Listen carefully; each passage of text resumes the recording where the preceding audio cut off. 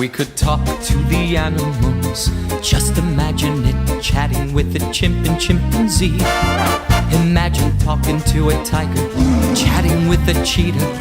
What a neat achievement it would be if we could talk to the animals, learn all their languages, maybe take an animal degree. A man who walks with the animals, talks with the animals, grunts and squeaks and squawks with the animals. And they could talk to me. If we consulted with quadrupeds, think what fun we'd have asking over crocodiles for tea. Or maybe lunch with 2 or 3 lions, walruses or sea lions. What a lovely place the world would be if we spoke slang to orangutans. The advantages why any fool on earth could plainly see.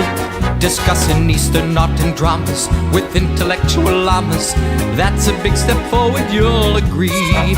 We learn to speak an antelope and turtle, and my Pekingese would be extremely good. If I were asked to sing in hippopotamus, I'd say why not us, and I would. If we conferred with our furry friends, mantis platypus, I certainly would see it as a plus.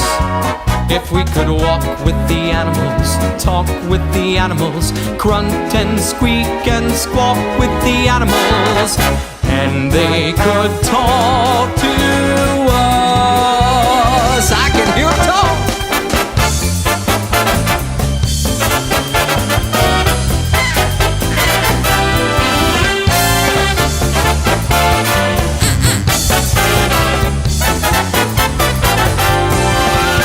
Study every creature's language so I could speak to all of them on sight.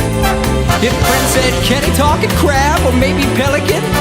You'd say like hell he can, and you'd be right. So if you just stop and think of it, there ain't no doubt of it, I'm gonna win a place in history. A man who walks with the animals, talks with the animals, grunts and squeaks and squawks with the animals, and they could squeak and squawk.